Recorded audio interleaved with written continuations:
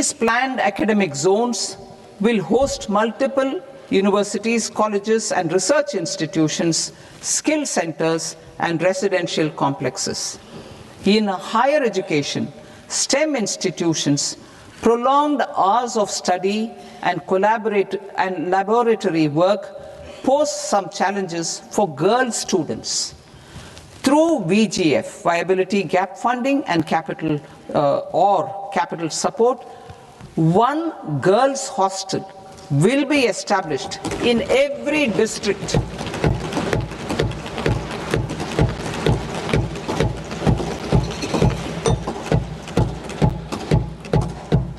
Under Article 281 of the Constitution, Report for 2026 to 2031, Volume 1, Main Report of the 16th Finance Commission.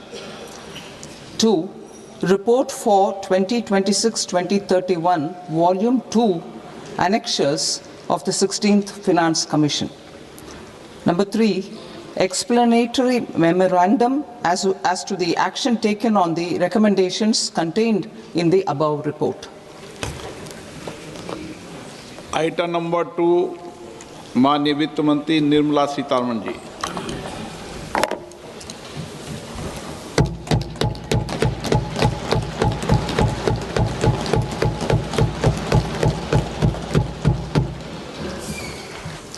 Honorable Speaker, sir, on the sacred occasion of Magh Purnima and the birth anniversary of Guru Ravidas, I present the budget for the year 2026-2027. Since we assumed office 12 years ago, India's economic trajectory has been marked by stability, fiscal discipline, sustained growth, and moderate inflation. This is the result of conscious choices we have made, even in times heightened uncertainty and disruption. Our government, led by Honorable Prime Minister Modi, has decisively and consistently chosen action over ambivalence, reform over rhetoric, and people over populism. We have pursued far-reaching structural reforms, fiscal prudence and monetary stability, whilst maintaining a strong thrust on public investment. Keeping Atmanirbharta as a lodestar, we have built domestic manufacturing capacity, energy security, and reduced critical import dependencies. Simultaneously, we have ensured that citizens benefit from every action of the government, undertaking reforms to support employment generation, agricultural productivity, household purchasing power, and universal services to people. These measures have delivered a high growth rate of around 7% and helped us make substantial strides in poverty reduction and improvement in the lives of our people. Today, we face an external environment in which trade and multilateralism are imperiled and access to resources and supply chains are disrupted. New technologies are transforming production systems while sharply increasing demands on water, energy, and critical minerals. India will continue to take confident steps towards Vikasit Bharat, balancing ambition with inclusion. As a growing economy with expanding trade and capital needs, India must also remain deeply integrated with global markets, exporting more and attracting stable long-term investment. As I begin Part A, I want to express my gratitude to the people for standing firmly with us as we forge our way together towards becoming one of the largest economies of the world.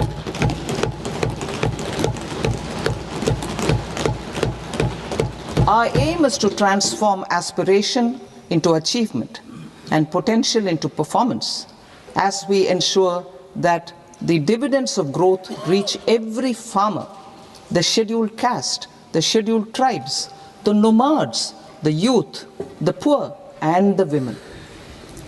In Vikasit Bharat Young Leaders Dialogue 2026, several innovative ideas were shared with our Prime Minister, which have inspired many of the proposals, making this a unique Yuva Shakti-driven budget. Our government's sankalp is to focus on our poor, underprivileged, and the disadvantaged. To deliver on this sankalp, and given that this is the first budget prepared in Kartavya Bhavan, we are inspired by three Kartavya. Our first Kartavya is to accelerate and sustain economic growth by enhancing productivity and competitiveness and building resilience to volatile global dynamics. Our second Kartavya is to fulfill aspirations of our people and build their capacity, making them strong partners in India's path to prosperity.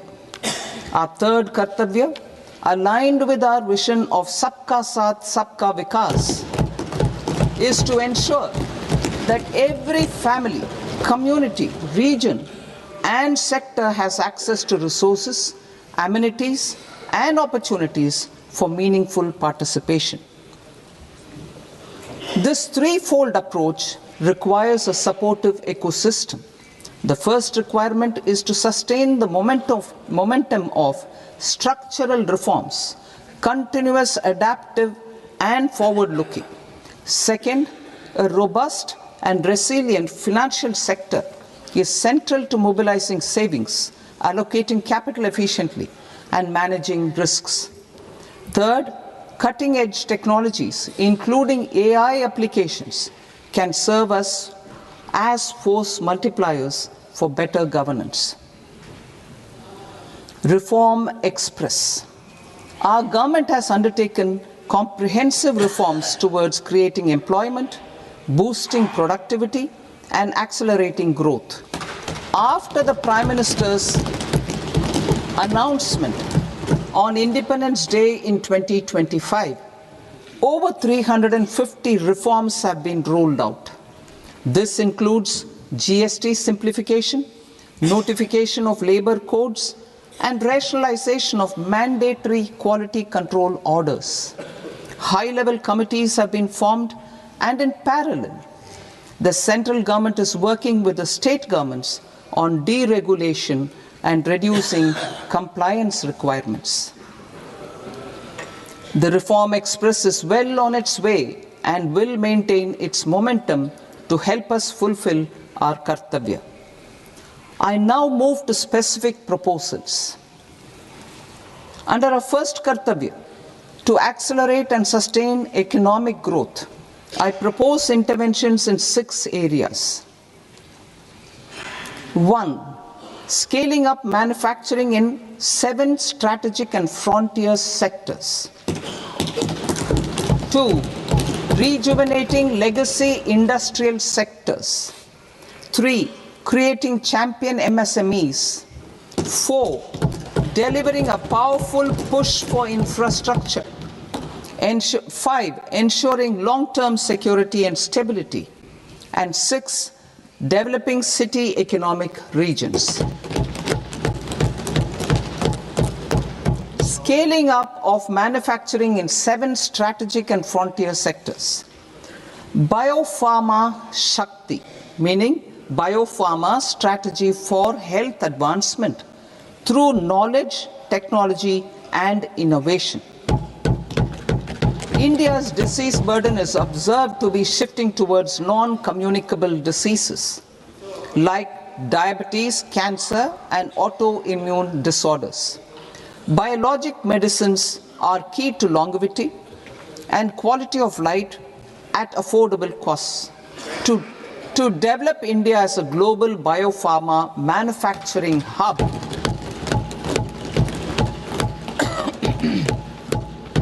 I propose the Biopharma Shakti with an outlay of 10,000 crores over the next 5 years. This will build the ecosystem for domestic production of biologics and biosimilars. The strategy will include a biopharma-focused network with 3 new national institutes of pharmaceutical education and research, popularly known as NIPERs, and upgrading 7 existing ones. It will also create a network of 1,000 accredited India clinical trials sites. We propose to strengthen the Central Drug Standard Control Organization to meet global standards and approve timeframes through and approval timeframes through a dedicated scientific review cadre and specialists. India's Semiconductor Mission 1.0 expanded India's semiconductor sector capabilities. Building on this, we will launch ISM 2.0 to produce equipment and materials, design full-stack Indian IP, and fortify supply chains. We will also focus on industry-led research and training centers to develop technology and skilled workforce. The Electronics Components Manufacturing Scheme, launched in April 2025 with an outlay of 22,919 crores, already has investment commitments at double the targets. We propose to increase the outlay to 40,000 crores to capitalize on this momentum.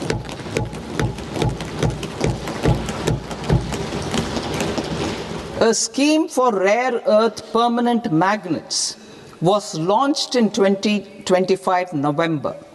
We now propose to support the mineral-rich states of Odisha, Kerala, Andhra Pradesh and Tamil Nadu to establish dedicated rare earth corridors to promote mining, processing, research and manufacturing. To enhance domestic chemical production and reduce import dependency, we will launch a scheme to support states in establishing 3 dedicated chemical parks through challenge route on a cluster-based plug-and-play model. Strong capital goods.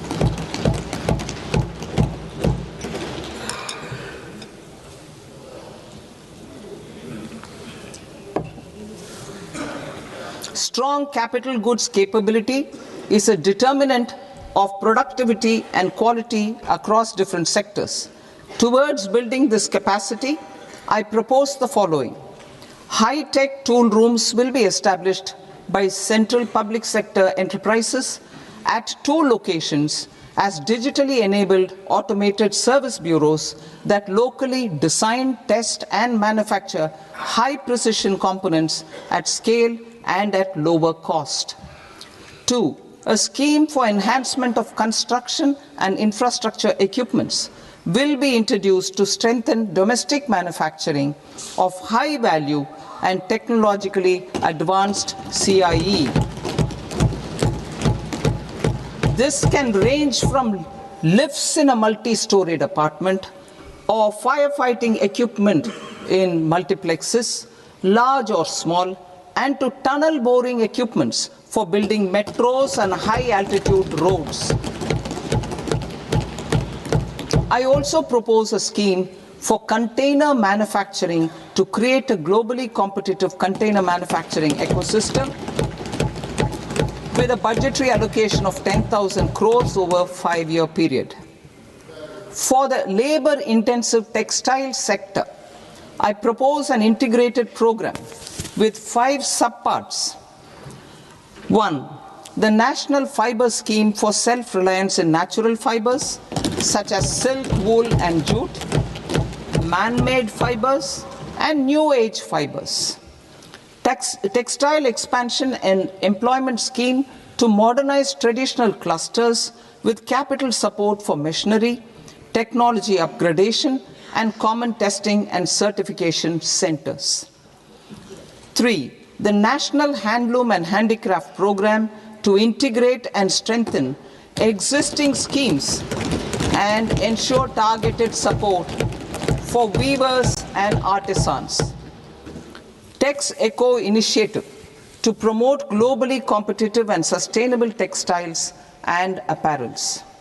Samarth 2.0 to modernize the upgrade the textile skilling ecosystem through collaboration with industry and academic institutions.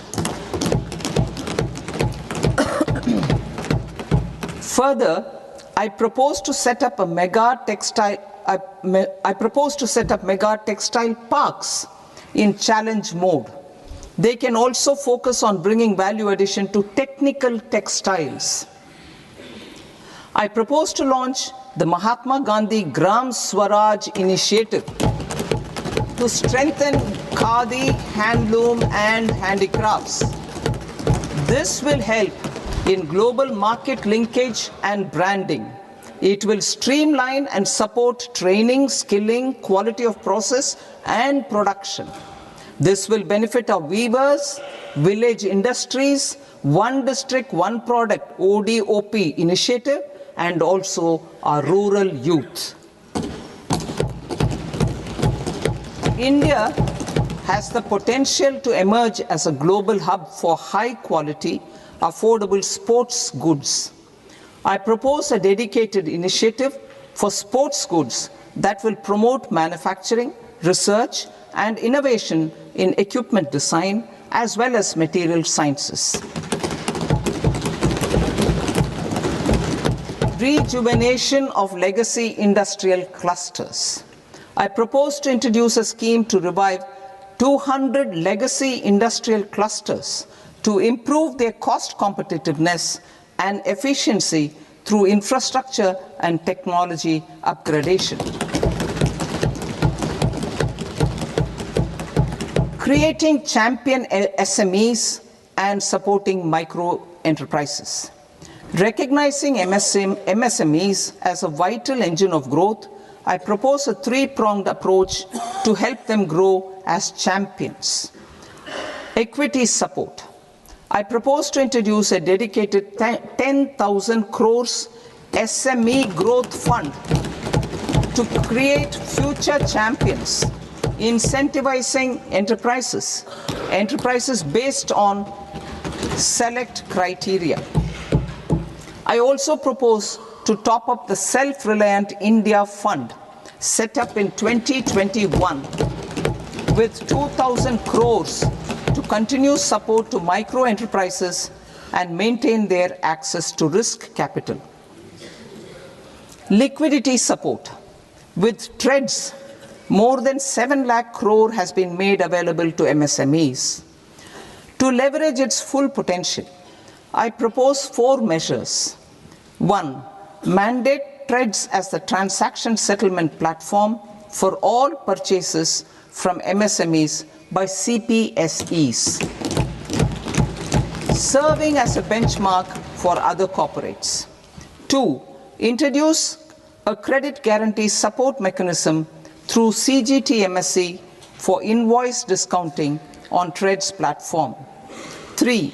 Link GEM with TREDS for sharing information with financiers about government purchases from MSMEs, encouraging cheaper and quicker financing. 4. Introduce TREDS receivables as asset-backed securities, helping develop a secondary market, enhancing liquidity and settlement of transactions. Professional support.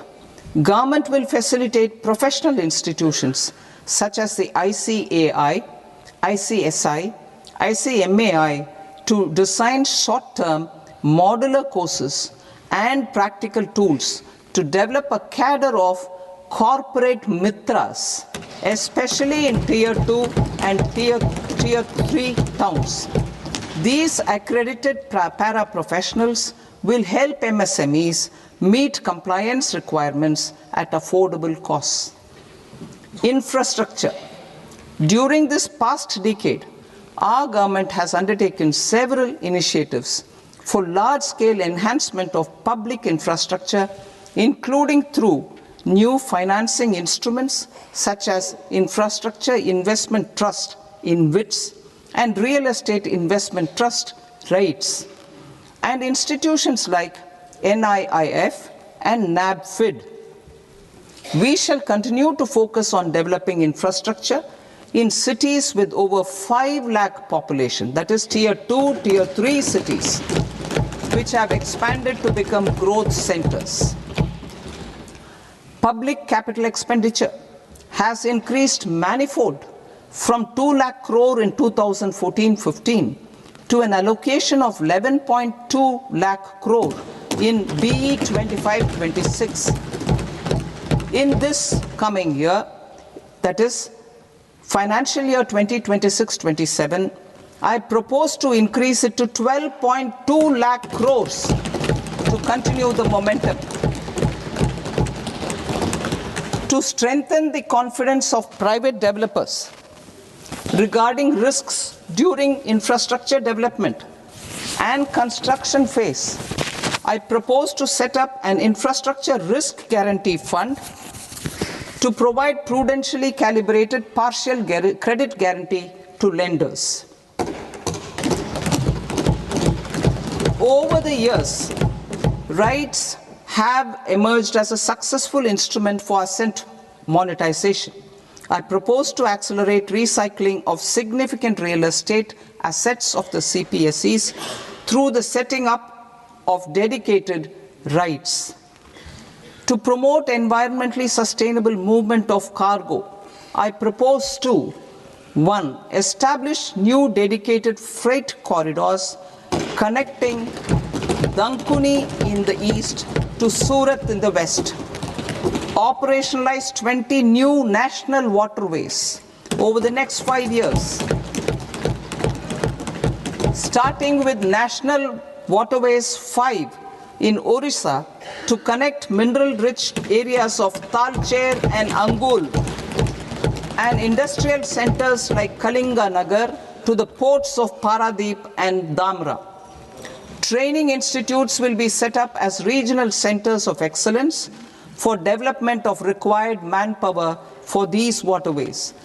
This will benefit youth in the entire stretch of the waterways to train and acquire skills. Further, a ship repair ecosystem catering to inland waterways will also be set up at Varanasi and Patna. And C. Launch a coastal cargo promotion scheme for incentivizing a modal shift from rail to road to increase the share of inland waterways and coastal shipping from 6% to 12% by 2047. To enhance last mile and remote connectivity and promote tourism, I propose to give incentives to indigenize manufacturing of seaplanes. A seaplane VGF scheme will be also introduced to provide support for operations. Carbon capture, utilization and storage. Aligning with the roadmap launched in December 2025, the carbon capture,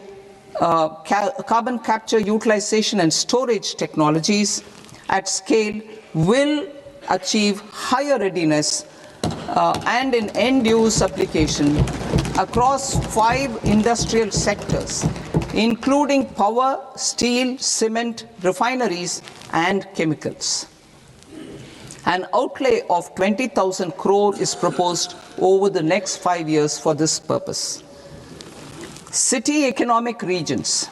Cities are India's engines of growth, innovation, and opportunities.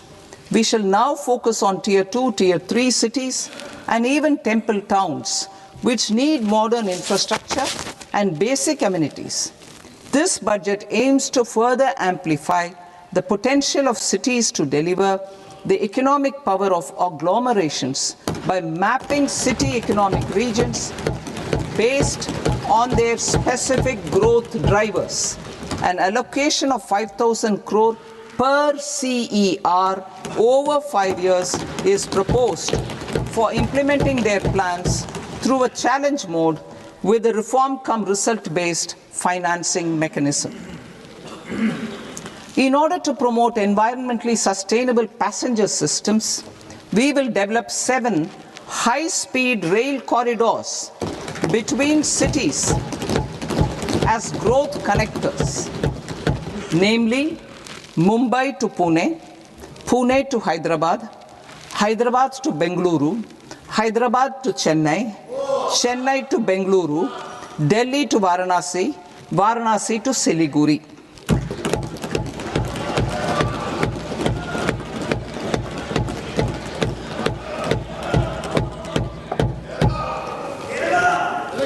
Financial sector. The Indian banking sector today is characterized by strong balance sheet, historic highs in profitability, improved asset quality, and coverage exceeding 98% of villages in the country. At this juncture, we are well placed to futuristically evaluate the measures needed to continue on the path of reform-led growth of this sector.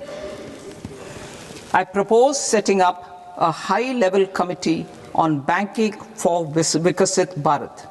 High-level committee on banking for Vikasit Bharat to comprehensively review the sector and align it with India's next phase of growth while safeguarding financial stability, inclusion, and consumer protection. The vision for NBFCs for Vikasit Bharat has been outlined with clear targets for credit disbursement and technology adoption in order to achieve scale and improve efficiency in the public sector NBFCs. As a first step, it is proposed to restructure the Power Finance Corporation and Rural Electrification Corporation.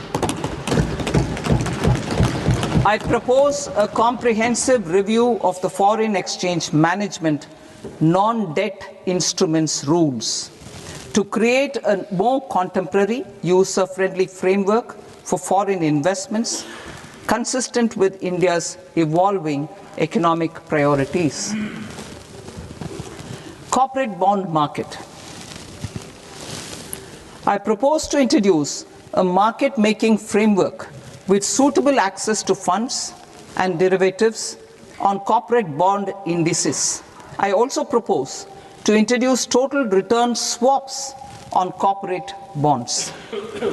Municipal bonds. To encourage the issuance of municipal bonds of higher value by larger cities, I propose an incentive of 100 crore rupees for a single bond issuance. 100 crore rupees for a single bond issuance of more than 1,000 crore. The current scheme under Amrit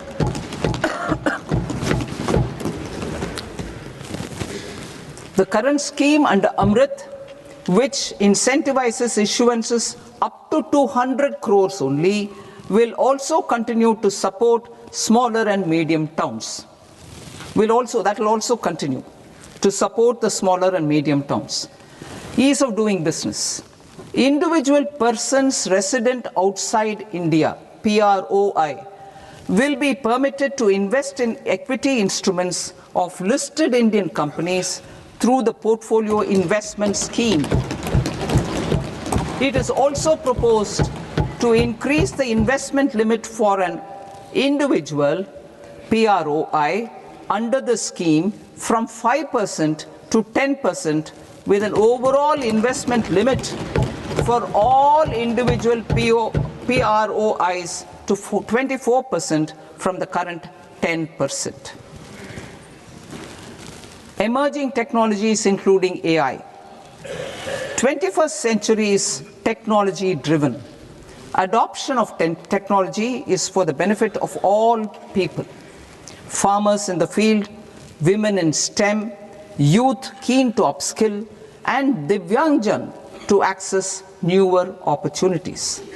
The government has taken several steps to support new technologies through AI Mission, National Quantum Mission, Anusandhan National Research Fund, and Research and Development and Innovation Fund. Our second kartavya is to fulfill aspirations and build capacities. Close to 25 crore individuals have come out of multi-dimensional poverty through through a decade of our government's sustained and reform-oriented efforts.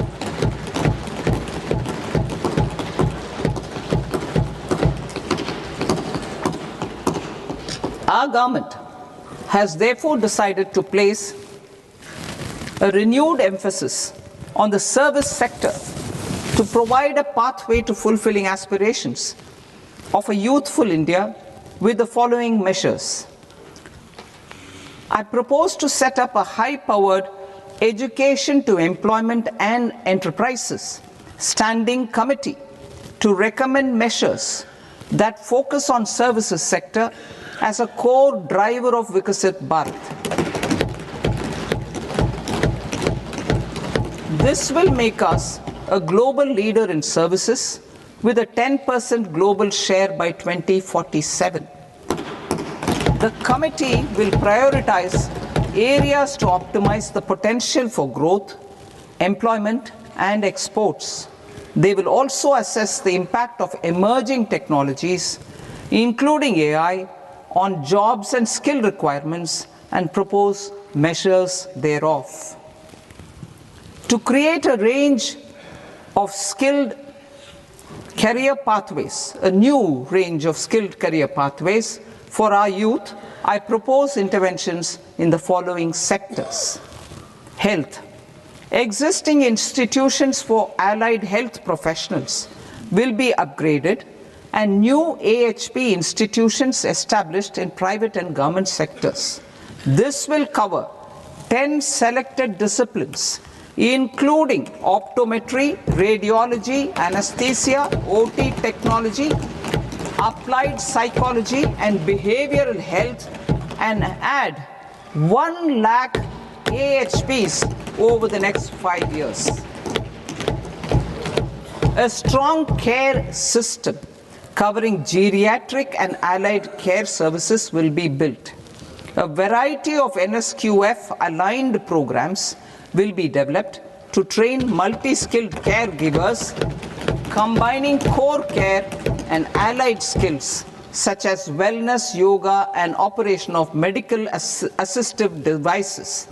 In the coming year, 1.5 lakh caregivers will be trained.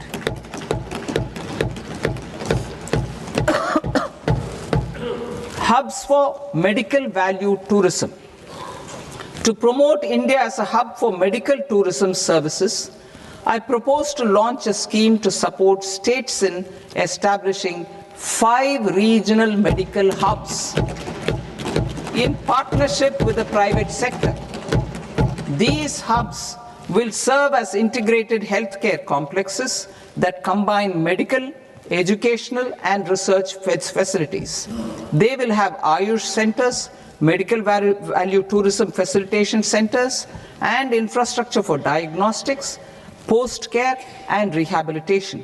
These hubs will provide diverse opportunities, job opportunities for health professionals, including doctors and AHPs. Ancient Indian yoga, already respected in several parts of the world, was given a mass global recognition when Honorable Prime Minister took it to the UN. Post-COVID, Ayurveda gained a similar global acceptance and recognition. Exporting quality Ayurveda products helps farmers who grow the herbs and youth who process the products. To meet growing global demand, a few more steps are being taken. I propose to 1. Set up 3 new All India Institutes of Ayurveda. 2.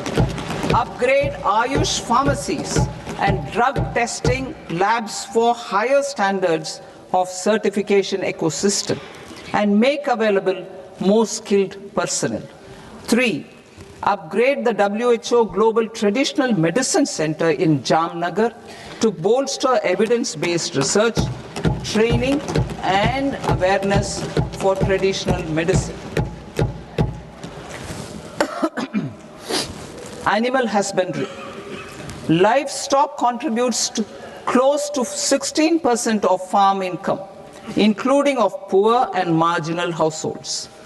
to scale up availability of veterinary professionals by more than 20,000.